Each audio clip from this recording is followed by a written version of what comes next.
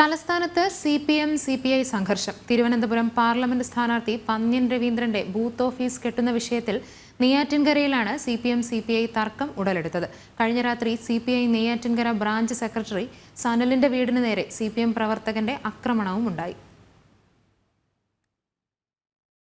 നെയ്യാറ്റിൻകരയിൽ ഈ മാസം 14-നാണ് ഇടത് സ്ഥാനാർത്ഥി പന്ന്യൻ രവീന്ദ്രന്റെ ബൂത്ത് ഓഫീസ് കെട്ടുന്ന വിഷയത്തിൽ CPM-CPI തർക്കം ഉടലെടുത്തത്.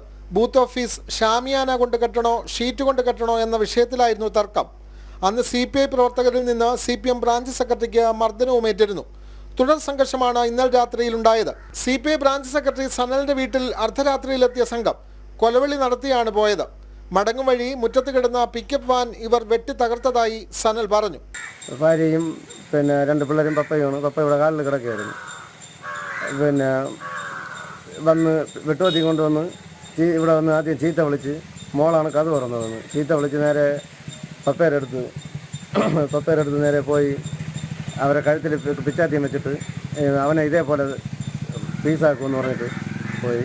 ഇറങ്ങിപ്പോയപ്പോഴാണ് ഭാര്യ എൻ്റെ ഇടയെന്ന് വിളിച്ചപ്പം വണ്ടിയുടെ ഗ്ലാസ്സിൽ വെട്ടി. അങ്ങനെ ഞാൻ ഇത് കൂലിക്ക് ഓടുന്ന വണ്ടിയാണ്, അങ്ങനെ അതിൽ വെട്ടിയിട്ട് പോയത്.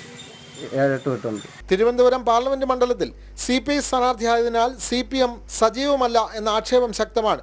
ജില്ലാ സെക്രട്ടറി V. ജോയ് മത്സരിക്കുന്ന ആറ്റിങ്ങൽ കേന്ദ്രീകരിച്ചാണ് CPMന്റെ പ്രവർത്തനം. ഇതുമൂലം തലസ്ഥാന മണ്ഡലത്തിലെ CPM-CPI ഏകോപനം തകരാറിലുമാണ്. ജനം, തിരുവനന്തപുരം.